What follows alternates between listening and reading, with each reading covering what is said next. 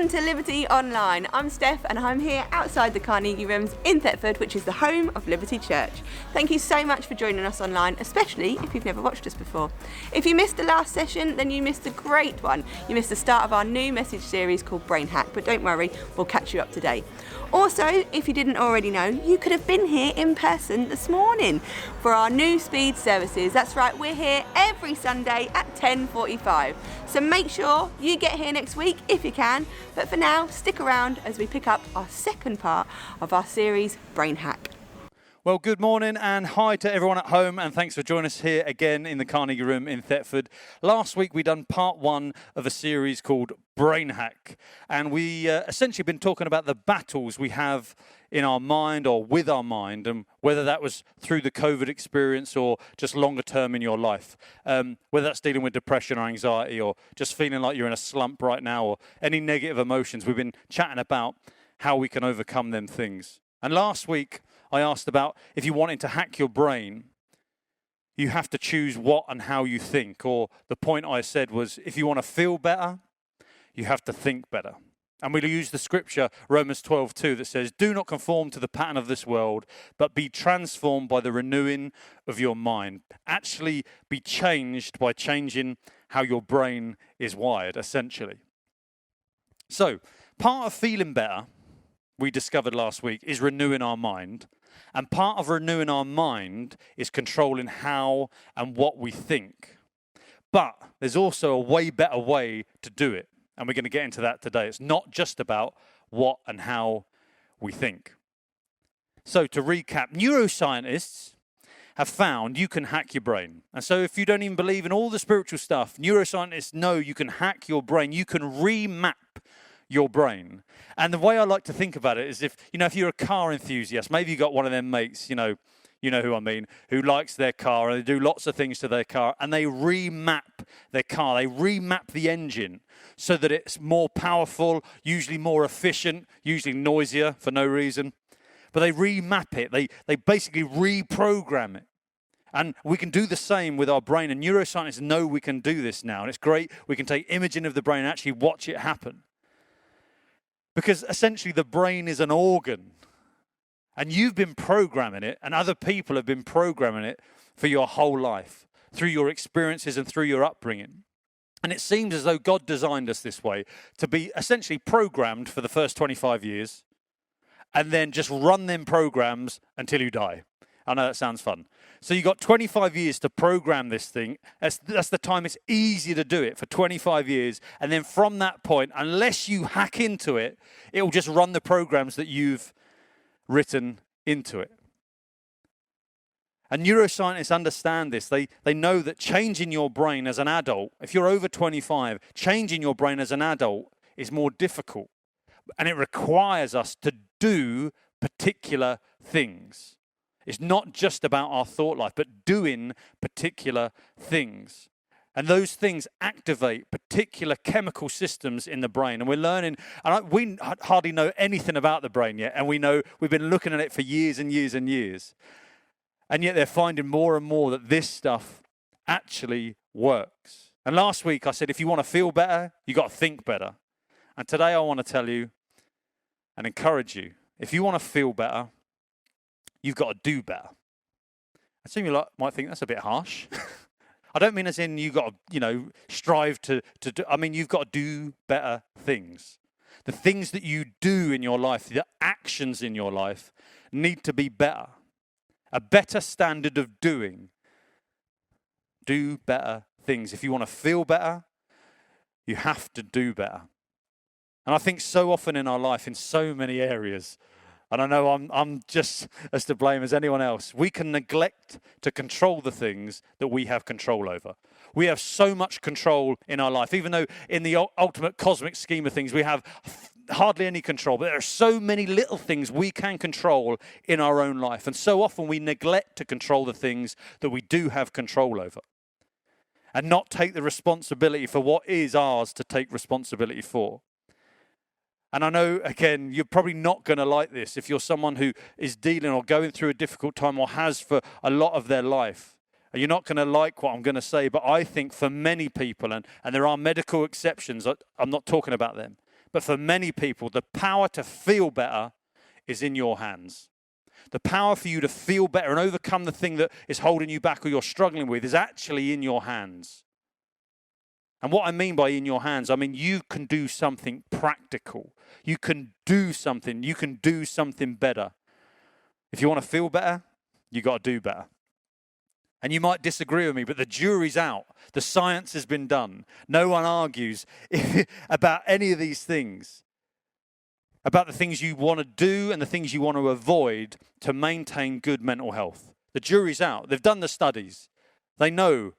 Eat good food. I know. Everyone knows on the planet who has a phone, who's watched the news, who's been in school, that good food is good for mental health. Good food is good for your brain. And for so many years, we thought we'd just pump it full of stuff. We thought it'd be fine. It'd be like putting custard in your car instead of diesel.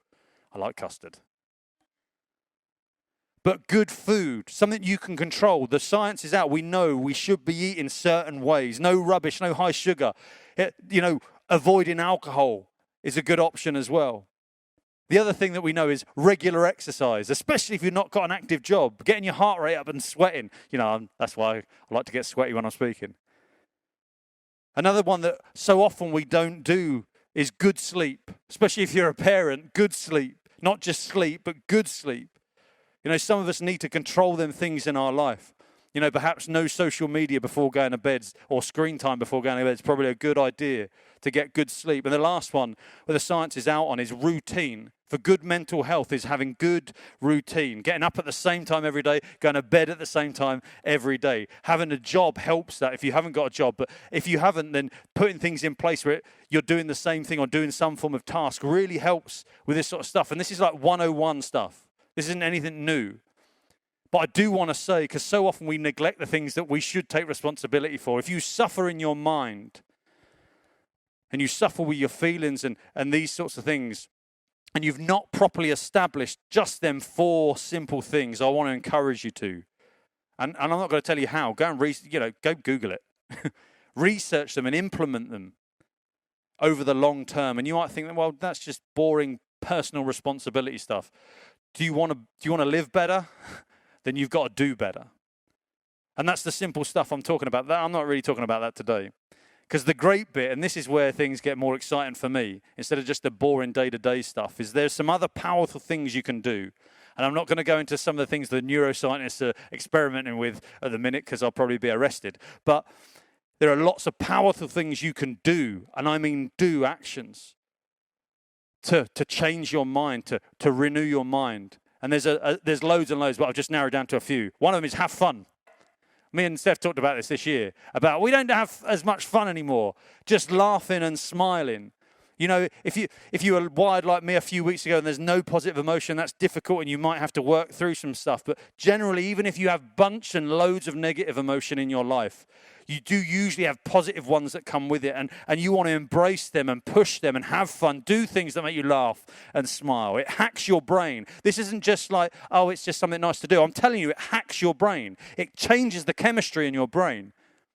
It makes your brain do things that it wouldn't otherwise do. So have fun. Second, do something of purpose. Doing something of purpose that brings meaning to your life. And I'm going to whip through these for time. But number 3, help other people. It's amazing they've found what happens in your brain when you're not consumed about your own self and pity party and thinking about you and your problems. When you actually help other people, you take your eyes off of you. It's amazing what that does chemically in your brain. Another one for you guys who are Christians is prayer. Actually praying makes things happen in your brain. Even if you don't believe in God, the process of it, because even the act of sort of meditation, just inward thinking and being centered and doing that sort of stuff, with all the mumbo jumbo taken out, actually releases stuff in your brain. It just goes crazy and rewires you. And I'd love to go into detail of the science of that, but I know some of you would just leave. And so the next one that is great for you is music. Even if you're not musical, listening to music, and especially singing with others. Last 2 is to build meaningful friendships. These are all things that can help combat the things you're going through, is to build meaningful friendships, not just with your spouse, men, but with friends, with other guys, and not just with parents. And the last one is to do something new. All them things, and there are lots of things you can do, but they're just a list that I come up with, is to do something new. It triggers brain chemistry like crazy. And they're things you can choose to do.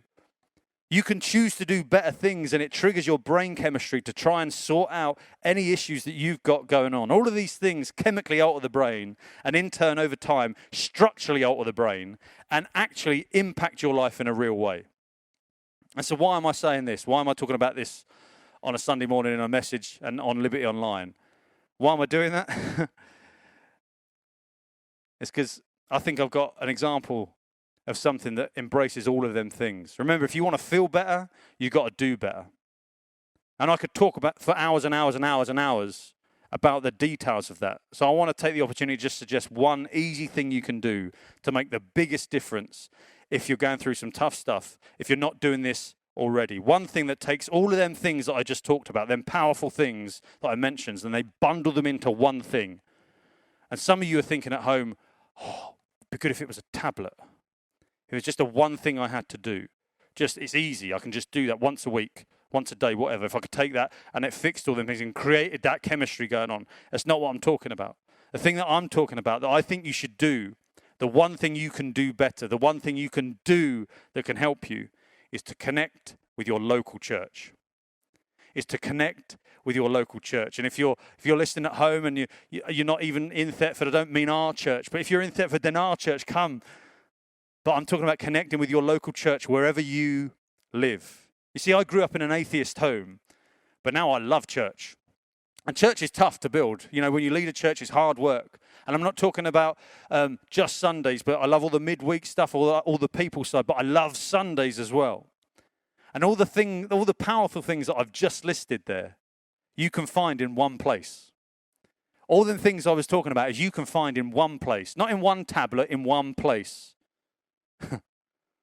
And that's the church. And if you believe it or not, you know, maybe you've never met our crazy bunch, but believe it or not, church can be fun. Our church is fun. I come and have a laugh all the time. There's so many people to take the mickey out of. No, church can be fun and is fun, and it should be fun. Talking about doing something of purpose, you know, getting connected in any church, but particularly here, we have what we call our Liberty Cruise, and you can roll up brand new, and we get you involved in doing something that's bigger than yourself, doing something that's meaningful.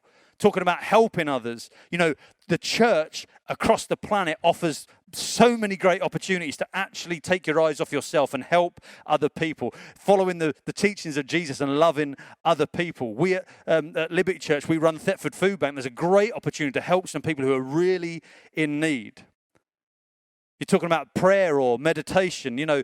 In most churches and in our environment, we have times of worship which they are ideal, to set aside time to focus and do that sort of thing, even if you don't believe in God.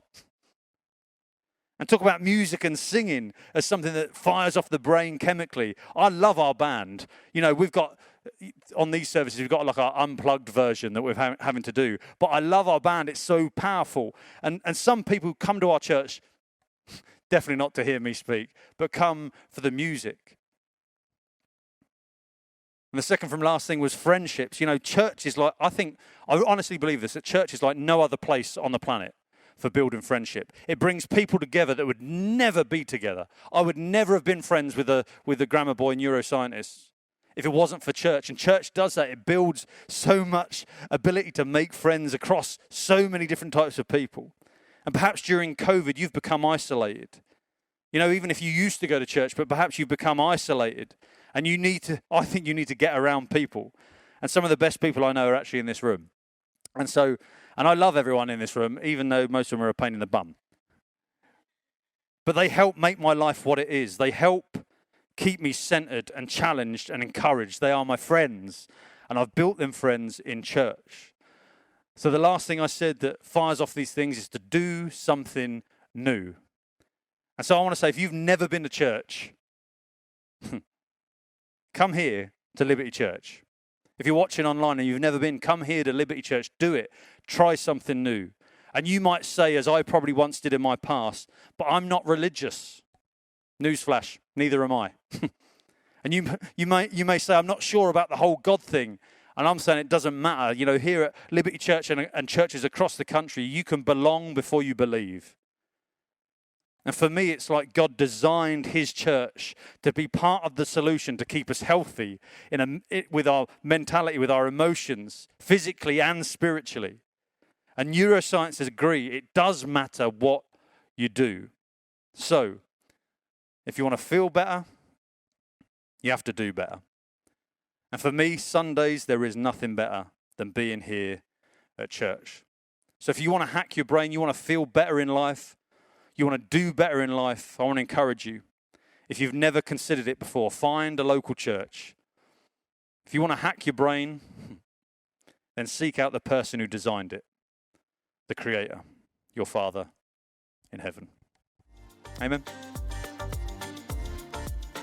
Well, that rounds up Liberty Online and our Brain Hack series, although we will be talking about that a little bit more in our midweek groups. If you've enjoyed being with us online, then if you can, please join us here in person at the Carnegie Rooms in Thetford on Sundays at 10:45. They are COVID safe, 30-minute services, and we would love to meet you.